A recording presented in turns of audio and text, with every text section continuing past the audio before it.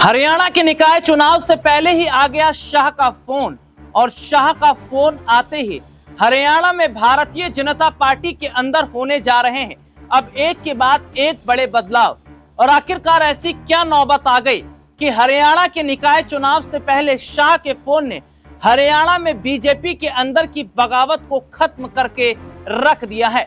नमस्कार, मैं हूं राहुल शर्मा और आप देखना शुरू कर चुके हैं आज की सबसे बड़ी खबर। और आज की सबसे बड़ी खबर की बात कर रहे हैं हरियाणा में भारतीय जनता पार्टी के अंदर मचे सियासी घमासान की। हरियाणा में जब से भारतीय जनता पार्टी की सरकार बनी है तब से पार्टी के अंदर फुटमस के हालात हैं। अनिल विज लगातार जहां अपनी ही सरकार पर हमलावर है तो दूसरी तरफ देखा जा रहा है कि हरियाणा में बीजेपी के विधायक भी नायब सिंह सैनी के कामकाज से खुश नहीं है। लेकिन इन सब के बीच में अनिल विज जिनके सब्र का इम्तिहान लगातार टूटता चला जा रहा था और उन्हें भी ऐसा लगने लगा कि भारतीय जनता पार्टी में शायद उनका अब कोई रोल नहीं रह गया है। इसीलिए अनिल विज कांग्रेस की तरफ जाने की पूरी तैयारी कर चुके थे। लेकिन कैसे शाह के एक फोन ने पूरी तस्वीर को पलट दिया। दरअसल हरियाणा में अब निकाय चुनाव होने वाले हैं। निकाय चुनाव 2 मार्च को होंगे और 12 तारीख को नतीजे हैं। और खबर यह भी सामने आई थी कि नतीजों के बाद अनिल विज को लेकर बड़ा फैसला पार्टी आलाकमान ले सकती है। लेकिन एक के बाद एक जो बड़े बयान अनिल विज ने दिए उसके बाद में बीजेपी के अंदर हड़कंप मच गया। माना यह जा रहा है कि अनिल विज जो सीएम बनने के लिए काफी ज्यादा बेसब्री से इंतजार भी कर रहे थे और वो ये चाह भी रहे थे कि हरियाणा की जो गद्दी है वे उनके पास आ जाए।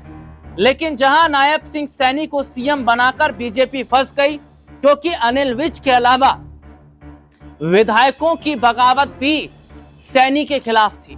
तो ऐसे में यह देखा जा रहा है कि अनिल विज को जहां विधायकों का समर्थन मिल जाता है, जहां विधायक अनिल विज के साथ आ जाते हैं, दूसरी तरफ नायब सिंह सैनी के होश उड़ जाते हैं क्योंकि इधर विधायकों ने अनिल विज का थामा दामन और बीजेपी से गए तो दूसरी तरफ इस्तीफा जो है वे नायब सिंह सैनी को देना पड़ सकता है।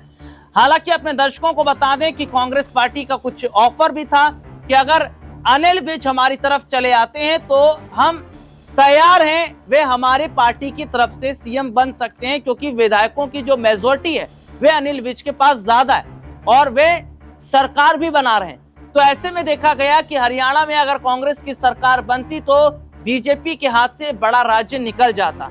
तो कहीं ना कहीं जहां अनिल विज से बातचीत की गई तो वहीं दूसरी तरफ खबर यह भी निकलकर सामने आई है कि अनिल विज को क्या अब सीएम पद की कमान सौंपी जाएगी। इसके पीछे के एक नहीं 2 बड़े कारण हैं।